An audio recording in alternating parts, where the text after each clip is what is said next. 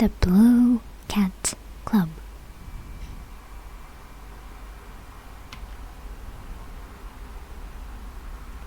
James and Chantal live in a small town near Cannes, in France.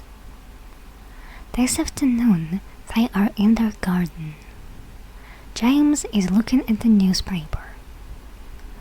"Where can we go this evening?" Chantal asks. "Let's go to the Blue Cat Club," James says. "It's very good. Look, you can eat and drink, and you can dance. We can drive there."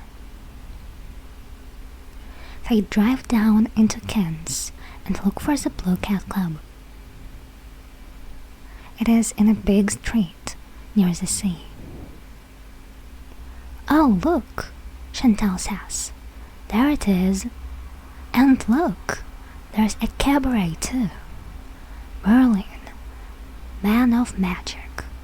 Good. I love magic." "Okay," James says. "Let's go in and get a good table at the front."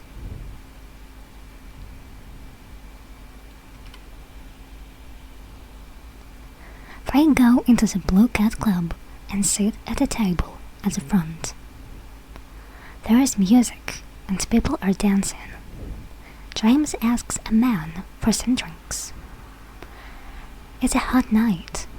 A tomato juice, please," he says. "And for you, Chantal?" "A tomato juice for me too, please," she says. The man brings the drinks quickly to their table.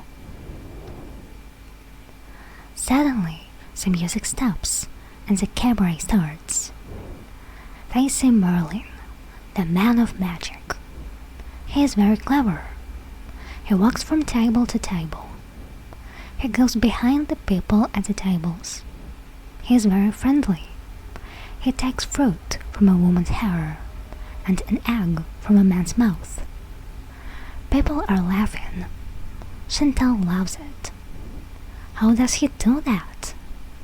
she says to James.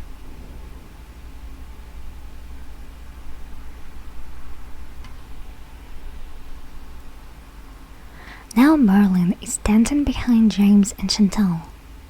"Good evening," he smiles. "Who is this beautiful girl? And that's a beautiful dress too." He touches Chantal's hair and her dress. He touches James's shoulder too. James isn't happy. The man is very friendly, and James does not like it. "And now," Merlin says with a smile, "what have I got here for this beautiful girl?" "A necklace." "Oh, my necklace," Chantal says. "Look, James, he's got my necklace." Merlin smiles and gives her the necklace. He smiles at James too, but James is very quiet. People are laughing and he is not happy.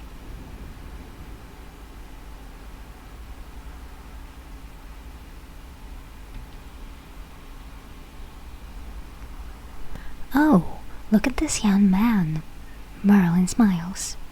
"He isn't very happy. Look at his face. He's angry with me. And why is he angry? Look, I have his money and his watch." Merlin has James's watch and his wallet in his hands. "Here you are," he smiles. "One watch and one wallet. It's only my little game."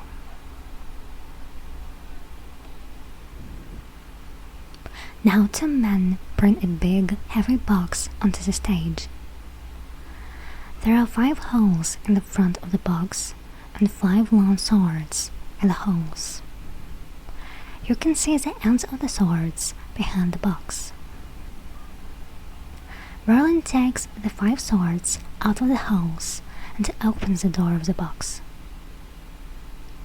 "And now," he says, "I want one volunteer, please."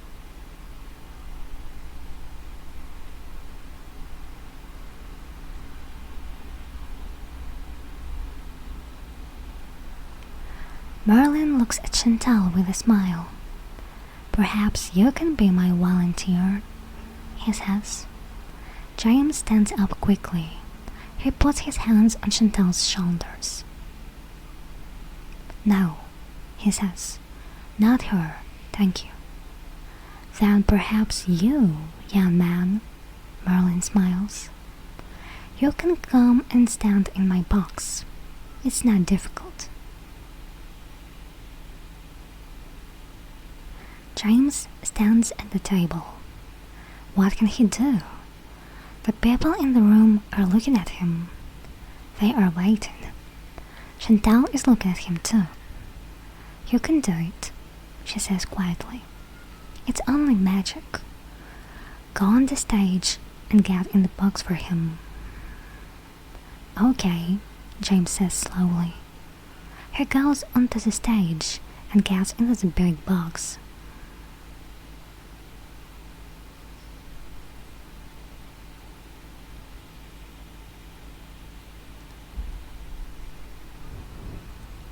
Now James is in the box. Merlin closes the door at the front. He smiles at the people in the room.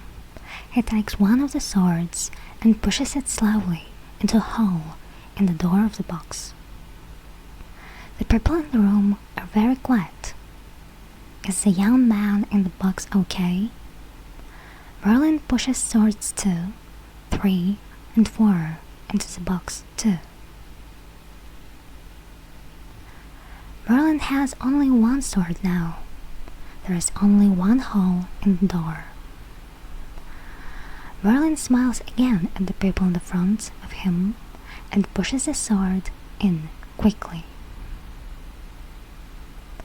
"Ah!"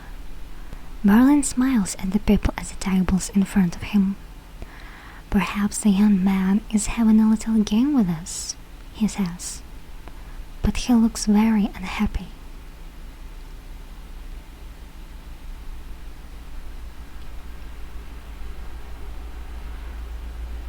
Merlin takes the swords quickly from the box. 1, 2, 3, 4, 5, all on the floor of the stage. Slowly, he opens the door of the box. James is in it, but he is not moving. His eyes are closed. His shirt under his hands is red, very red. "Oh no," Merlin says.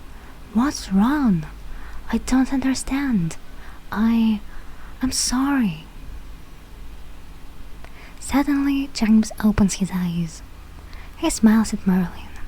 In his hands, he has a small bottle.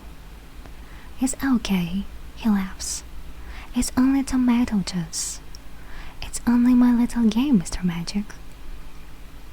Merlin's face is very red now. The people at the tables are laughing at him. He goes away quickly.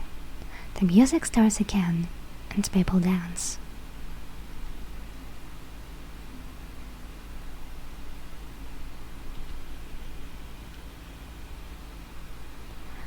James goes to Chantal and sits down at the table again. He puts the bottle of tomato juice on the table and smiles at her. "Only my little game," he says again quietly. She takes his hand. "Don't be angry," she smiles at him. "You're always my Mr. Magic. Always."